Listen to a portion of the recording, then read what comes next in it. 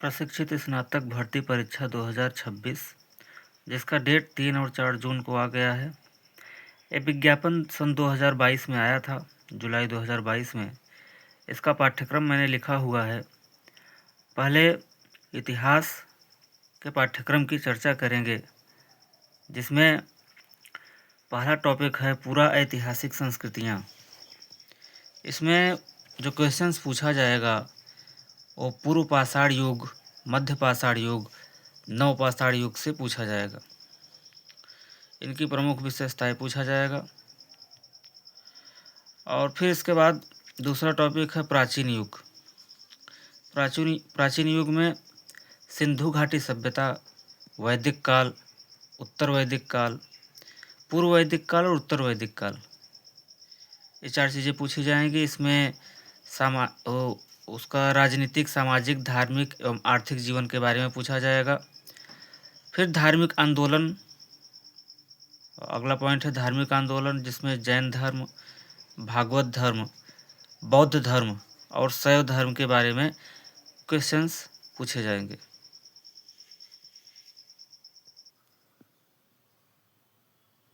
ध्यान रहे कि ये केवल टीजीटी परीक्षा का पाठ्यक्रम बताया जा रहा है।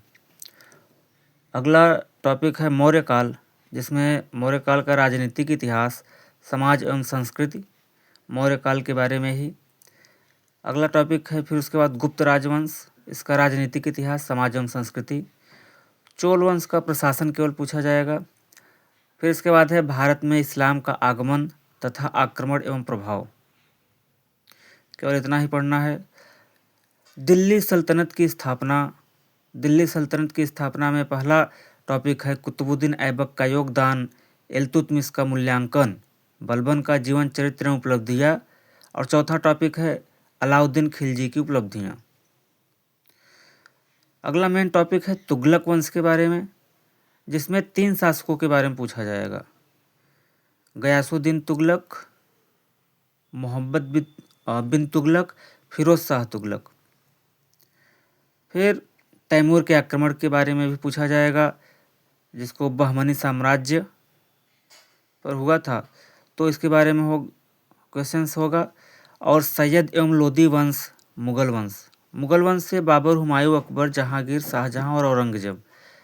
बाकी शासकों को नहीं पढ़ना है, केवल 6 ही शासकों को मुगल वंश के पढ़ना है। अगला है छत्रपति शिवाजी, तो इनके जीवन चरित्र एवं उपलब्धियों के बारे में क्वेश्चंस पूछे जाएंगे। आधुनिक भारत से 1858-1950 ईस्वी तक जो भी हुई थी चीज़ें भारत में, वो सब क्वेश्चंस है। सन 1857 प्रथम स्वतंत्रता संग्राम, कारण, स्वरूप एवं परिणाम। 19वीं शताब्दी में भारतीय पुनर्जागरण तथा सामाजिक धार्मिक आंदोलन। ध्यान रहे यह केवल टीजीटी इतिहास का ही सिलेबस बताया जा रहा है। अभी नागरिक शास्त्र का भी सिलेबस बताया जाएगा। क्वेश्चंस इसी में से आएंगे, इसके बाहर से नहीं आएंगे। जितना भी हो सके पढ़ने का तरीका यही है कि एक एक टॉपिक को डालते जाएं यूट्यूब पे डालिए, या फिर गूगल में सर्च करिए, या फिर कहीं किताब से कहीं भी स्रोत मिले, एक एक टॉपिक पर पूरी पकड़ होनी चाहिए। प्रश्न का स्तर ऐसा होता है कि कहीं से भी प्रश्न बीच बीच में से भी पूछे जा सकते हैं, तो हर एक टॉपिक को अलग अलग डाल करके, आजकल ऑनलाइन सिस्टम है तो ऑनलाइन से तैयारी आसान हो जाती है। ज़्यादातर किताबें अगर आपके पास है तो सही है, लेकिन अभी वर्तमान समय में क्या होता है कि ज़्यादातर ऑनलाइन का युग है, तो नेट सस्ता ही होता है, सबको मालूम ही है। तो अभी मोबाइल से ही पढ़ना ज़्यादा बेहतर है। कम समय में अपनी गहन तैयारी हेतु 5-6 घंटा में तैयारी हो जाएगी। जैसा कि आप देख पा रहे हैं, अभी अगला पेज पर मैं गया हूँ, उसमें राष्ट्रीय आंदोलन में महात्मा गांधी का योगदान, यह भी क्वेश्चंस, राष्ट्रीय आंदोलन में महात्मा गांधी का कितना योगदान था, वो सारे योगदान पढ़े जाएंगे। फिर स्वतंत्रता की प्राप्ति तथा विभाजन के बाद का भारत, सन 1950 तक ही केवल पढ़ना है।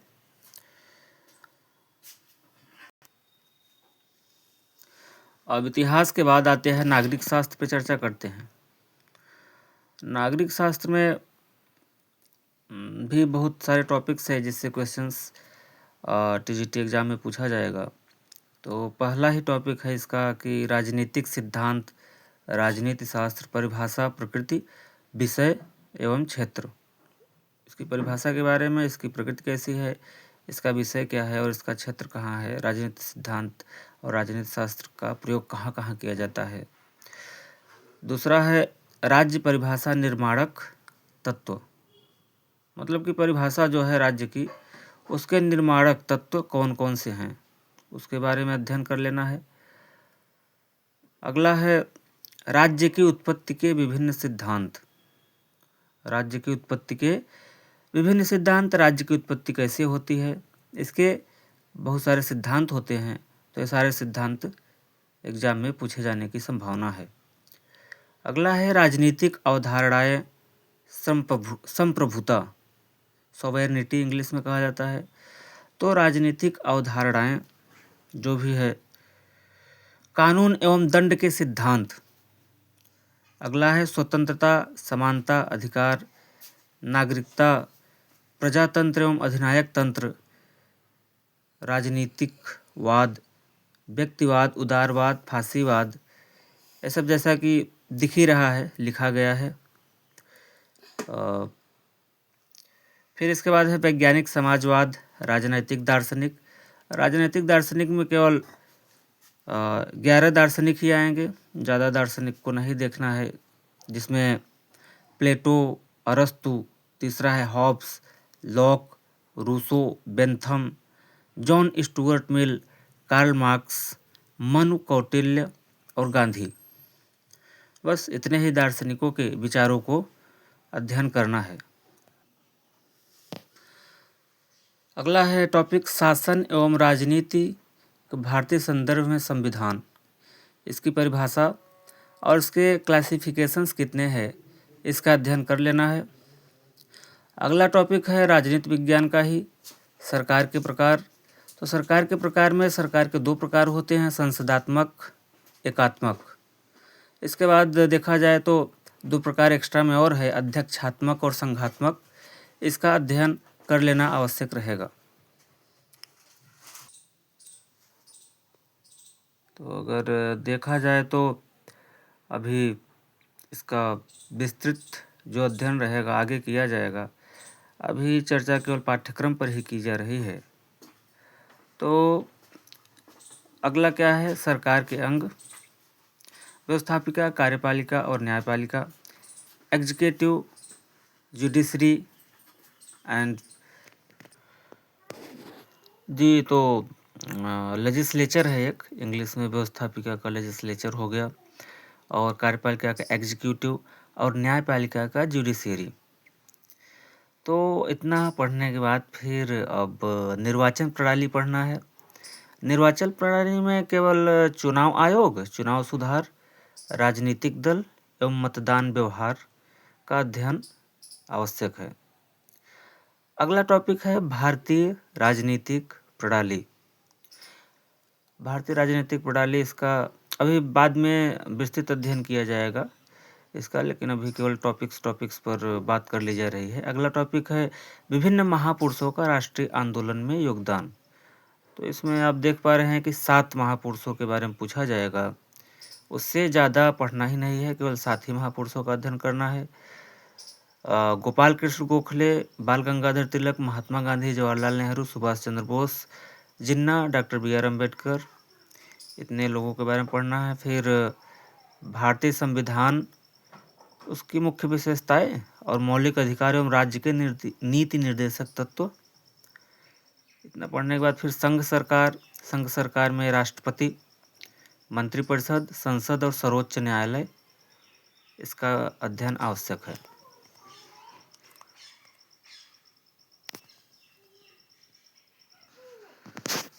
तो इतनी किताबों का अध्ययन करने की ज़रूरत ही नहीं रह गई है। अब जितना किताबें आप देख रहे हैं ये सब अलमारी में पड़ी रहेंगी। इसको पढ़ने का ज़रूरत नहीं है अभी, क्योंकि समय ज़्यादा नहीं रह गया है। तो हम तो सलाह देंगे कि एक एक टॉपिक को आप ऑनलाइन सर्च करके पढ़ते जाइए, ये ज़्यादा बेहतर पड़ेगा। तो चलिए आगे बढ़ते हैं। घबराइएगा मत, पेपर बहुत ही आसान होगा अगर आप पूरा पढ़े रहेंगे तो। और सीट के चक्कर में नहीं पड़ना है, केवल कोर्स पूरा अपना देख लेना है। कोर्स पूरा हो जाए तो कोई दिक्कत नहीं है।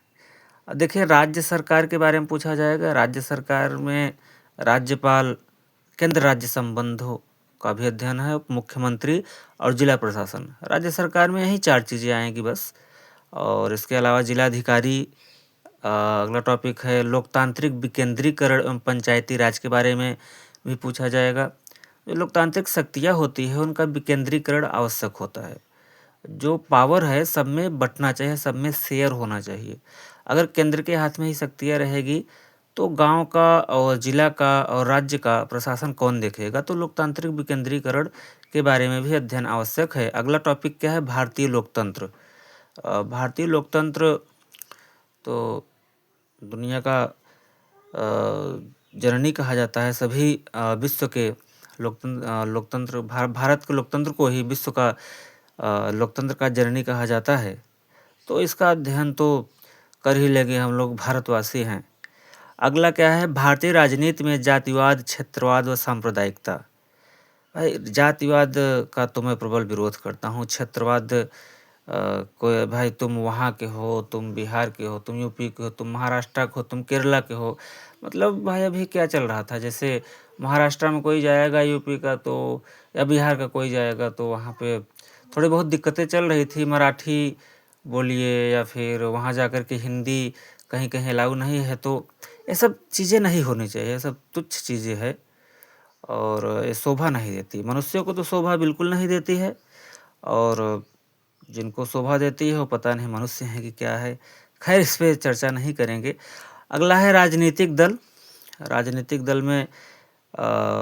दल में हमको अध्ययन करना होगा राष्ट्रीय स्तर के दलों का। जैसे जो राष्ट्रीय स्तर के दल है उनका ही चर्चा करना होगा, उनका अध्ययन करना होगा। अगला टॉपिक है राष्ट्रीय एकीकरण की समस्या। भारत में एकता लाने में जो समस्याएं होती हैं तो उसमें समस्याएं क्या क्या आती है, इसके बारे में पूरी पढ़ाई आवश्यक है। तो क्वेश्चंस तो आएगा ही, डीप में से पूछा ही जाएगा। तो इसके लिए तो पूरा अध्ययन होना ही चाहिए। अगला है राजनीतिक दल एवं दबाव समूह। मतलब जो अपोजिशन होता है उसी को ही दबाव समूह कहा जाता है, और राजनीतिक दल जो सत्ता में होते हैं। अब अगला टॉपिक क्या है, भारतीय प्रशासन नौकरशाही। जैसे यूपीएससी के बड़े बड़े जो अधिकारी होते हैं, चाहे आईएएस हो गए, तो ये सब नौकरशाही में आते हैं। अगला है अम्बुड्समैन, लोकपाल एवं लोकायुक्त भारत एवं संयुक्त राष्ट्र संघ। तो सारे टॉपिक्स पे चर्चा कर ली गई है। फिर से आपसे बोल रहा हूँ कि ये बहुत सारी किताबों का अध्ययन नहीं करना है आपको। जो किताबें अलमारी में दिख रही है मैंने ऐसे ही रख दिया है बस। मतलब देखा जाए तो इनको मैं खोल नहीं रहा हूँ अभी केवल ऑनलाइन के सहारे ही रहा जाएगा। ईश्वर हमारी सहायता करे बस। चलिए मिलते हैं नेक्स्ट वीडियो में। आपसे अनुरोध रहेगा कि हमारे चैनल को सब्सक्राइब कर दीजिएगा, लाइक कर दीजिएगा, कमेंट कर दीजिएगा और शेयर भी कर दीजिएगा। बड़ी मेहरबानी होगी आप लोगों की। धन्यवाद। जय हिंद।